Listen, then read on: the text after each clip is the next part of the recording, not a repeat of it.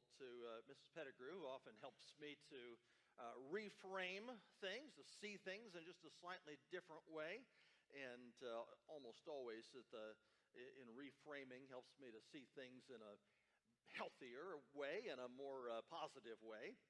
And so she, just in that last little exchange with the children, helped me to realize that when you're staring at me blankly, what that means is you're in awe.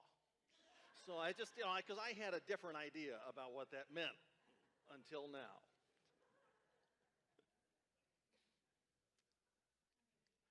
In Jesus' day, they had a saying, "Can you tell me standing on one foot?" That was the saying, "Can you tell me standing on one foot?" Of course, they didn't mean, "I want you to stand on one foot while you're telling me that," but it meant, can you get to the essence of what you're trying to tell me? Could you say it in the time that you would stand on one foot before you would have to balance yourselves? These days, sometimes in business, they talk about your elevator speech. Can you say it? Can you boil it down in the time that it takes for the elevator to get, from one floor to another? Can you give me that? Can you give me the essence?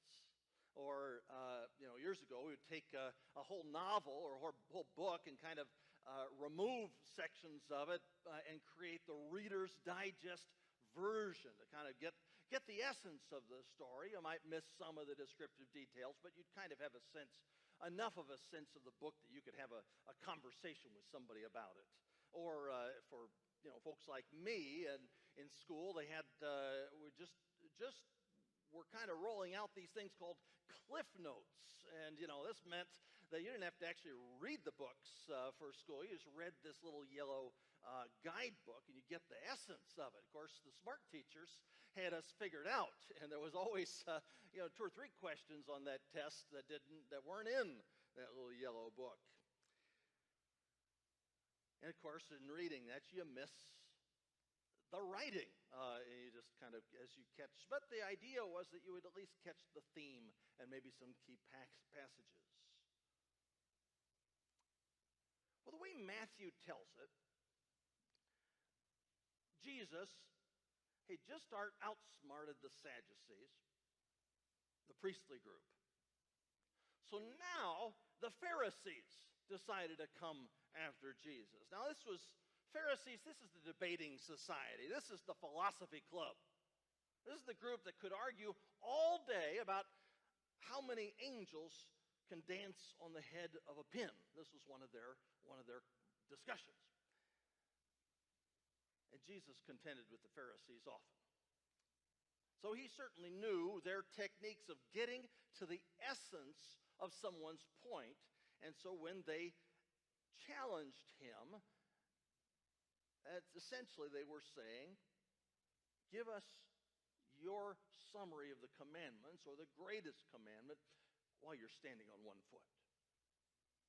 Now we're glad about this exchange because it gives us one of the most valuable summaries of Jesus' teaching that we could have. Well, here's the verse. When the Pharisees heard that he had silenced the Sadducees, they gathered together. And one of them, a lawyer, asked him a question to test him. Teacher, which is the great commandment in the law? And he said to him, you shall love the Lord your God with all your heart and with all your soul and with all your mind. This is the great and first commandment. And a second is like it. You shall love your neighbor as yourself. On these 2 commandments depend all the law and the prophets. All right, so we call this the great commandment. What could you tell me about the law standing on one foot?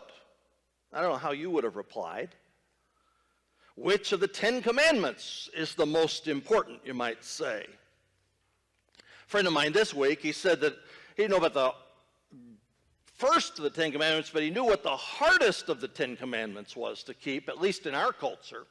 He said the hardest of the 10 commandments is number 10. Don't covet your neighbor's stuff. don't envy your neighbor. He said in our culture, that's the hardest one because we've got a whole society kind of built on greed and on coveting each other's stuff. But I don't know, after the year that we've been through politically, I wonder if the biggest challenge is not the challenge not to bear false witness. That seems to be one of our biggest challenges as a culture. But if we're talking about the most important, not the hardest, but the most important, I'll take Jesus' summary. Because he captures the essence both of the God commandments, those that are about our relationship with God, and the commandments about our fellow people, about our relationships with other people, so neatly in the greatest commandment. If you really do love God with all your heart, soul, and mind, and your neighbor as yourself, you're not going to have a problem keeping the Ten Commandments or the other laws and prophets. There's more than one summary, though, in the gospel, also called great. So we have the Great Commandment, we also have the Great Commission. So the Great Commandment is the fundamental essence of being human, and the Great Commission, well, that's the basic purpose of the Christian community. We find it in the very last verses of Matthew. Make disciples of all nations, baptizing them in the name of the Father and of the Son and the Holy Spirit, and teaching them to obey all that I have commanded you. And remember, I am with you to the close of the age. So the Great Commandment and the Great Commission. Our church looked at these not that long ago when we looked at the book about the purpose-driven life. That's what Rick Warren based both the Purpose-Driven Church and the Purpose-Driven Life, his two big books, on. But there's been a little more recent book or writing that I've come to appreciate by a United Methodist clergy couple, Jim and Jennifer Cowart. They're pastors in Georgia, and they have organized a church around basically these two teachings, the Great Commandment, the Great Commission. They've looked through these two teachings for the distillation of what are the main principles then that one would take away about living the Christian life. And they've identified 5 themes that are in these two teachings, and everything in their church is based on these 5 themes. In fact, Jim wrote a book called Start This, Stop That. I think it might even be Stop This and Start That. His basic premise of the book, and he does get into some details, but it's that for a church to grow, and his church has been on the list of the fastest growing churches in America for almost 10 years. He says for a church to grow, it's almost just as important what you stop as it is what you start doing. And so they determine what they need, the things that they need to stop doing so that they can focus on the most important things. So anyway, here are the 5 things. They'll be my sermon titles here over the next 5 Sundays, starting today with the first one. And they're all on the front of your bulletin. One of the things is you can't do life alone. And we're going to talk about that today. Growing people change. You don't get involved in a church just to stay the same person that you started. That people who are growing are changing. That saved people serve people. Next Sunday, that's going to be the focus of our time. Not with me talking about it so much, but just one person after another who have been on mission trips here at Wesley over the last year, just talking about the meaning and the power of being a part of those. And then found people, find people.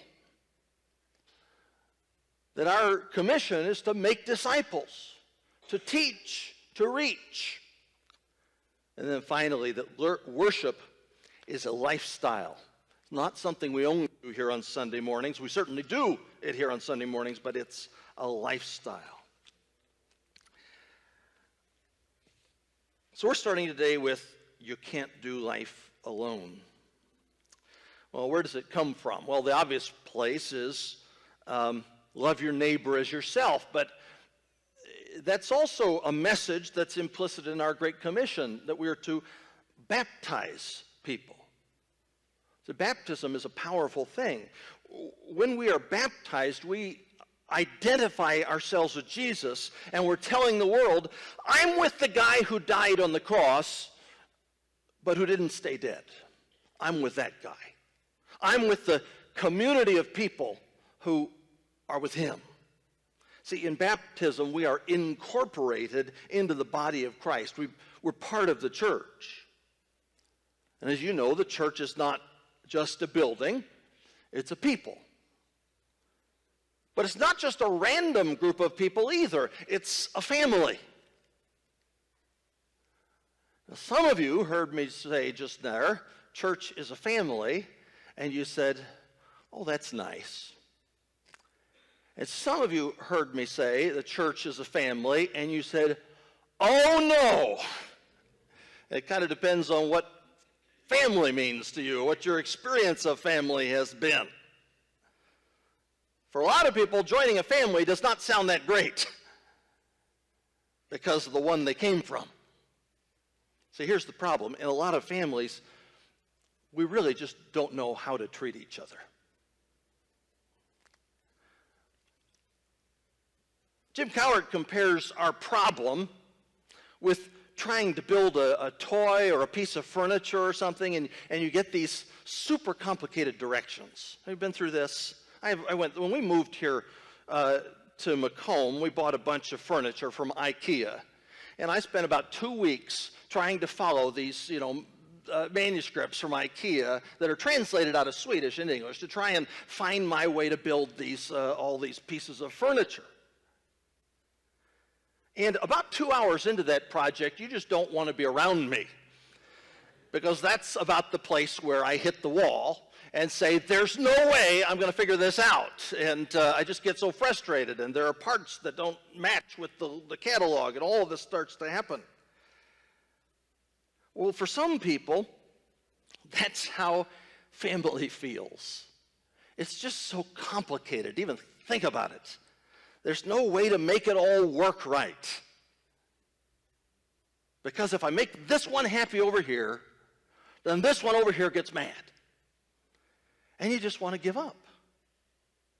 We sometimes call them dysfunctional families, but let's be honest.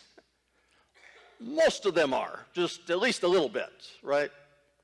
Unfortunately, dysfunctional families can produce dysfunctional churches. That's not the way it's supposed to be, but if you've been in many churches, you know that it happens. What I want to say about church as family is that it's not supposed to be that way. Yes, God uses messed up people. I mean, that's all he's got to work with, so he uses us. And it's clear from the Bible and church history that this is who God works with. Now, you know, if you look in the mirror, that God has to deal with a messed up person, because that's how we start out. But here's the thing. The church is supposed to be a place where we learn how to be healthy. And this is something I have seen. This is something I've seen right here at this church. That a church can model and teach dysfunctional families how to be healthier. See, sometimes when you get lost in the directions and you're just ready to give up, you need to look at the front of the box again, or the front of the directions where you got a picture of what the thing's supposed to look like. And then maybe it can start to make sense again. You can see how things are supposed to fit together. Well, the Bible gives us a lot of these pictures of how family is supposed to look, how the Christian community is supposed to look, it also tells us that it's a work in progress, and we see from all the letters and from the book of Acts how much they struggled as they were becoming family together, working things out. So the writers would sometimes draw pictures of what it's supposed to be like. In 1 Timothy chapter 5, it starts out, "Do not rebuke an older man, but encourage him as you would a father." Along the way, teaching us that we're supposed to encourage our fathers. Younger men as brothers. Older women as mothers. Younger women as sisters in all purity. That this is what it's supposed to look like. In Titus chapter 2, he's got this whole section about how people should behave toward each other, what it should look like in the family and in the church.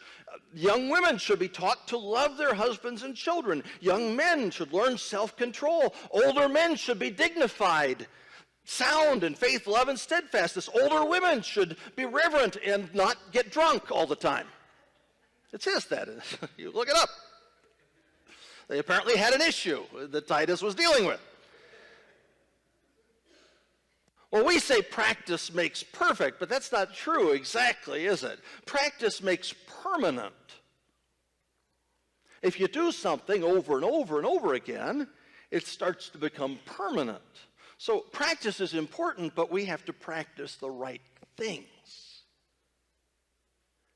and not give up too soon if it takes a little while for us to get it right.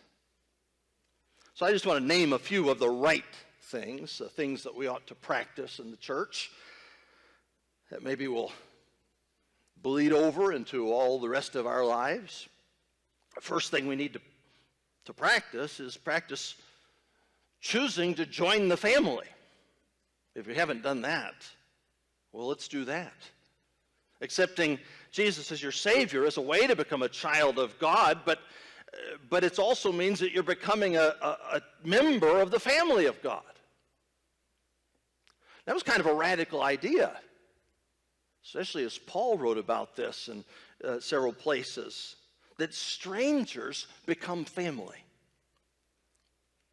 Especially radical in the early church, which was sort of a mix of those people who had grown up Jewish and those who had grown up Greek or Roman. The Jewish folks, they all knew they were part of a family, all descendants of Father Abraham. It was pretty radical to think that because of Jesus, the family got opened up. So that these Romans and Greeks, they got to be part of the same family. Ephesians 2:19 says it this way. And in here, Paul is writing to the Gentiles, to these Romans and Greeks. He says, "So then you are no longer strangers and aliens, but you are fellow citizens with the saints and members of the household of God." You're part of the family now. So we join the family, and the way we join the family is through baptism and becoming a member of a church. The ABCs of baptism, well, A, it's about I need Jesus. B, it's believe I am saved. And C, it's commit my life to Jesus. So be baptized.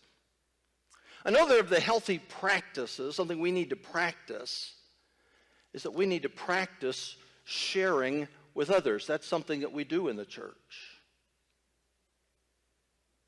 Now that also was pretty radical in the early days of the Christian church because they lived like no one else in the world lived.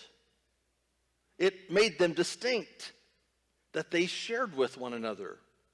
This is mentioned over and over again in the book of Acts, but right there near the beginning in Acts 2:4, it says, all who believed were together and had all things in common. Chapter 2, verse 44.